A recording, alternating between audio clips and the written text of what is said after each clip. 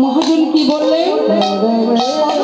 যার পায় বাধা বিঘ্ন দূরে যায়, সর্ব অগ্রে প্রণাম করি আমি তার পায়ে।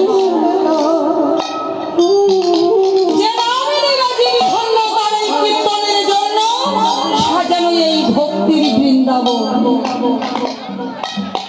তাই আমার এই সাধুগুরুর আগমনে, আমার বৈষ্ণব ভক্তের আহ্বানে এসেছেন প্রাণ কৃষ্ণধর।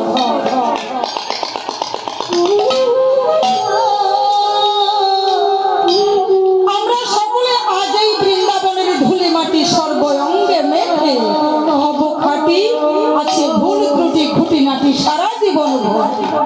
তাই করিলে এই সাধু সঙ্গ পবিত্র হইবে অঙ্গ। আছেন আমার সাধু গুরু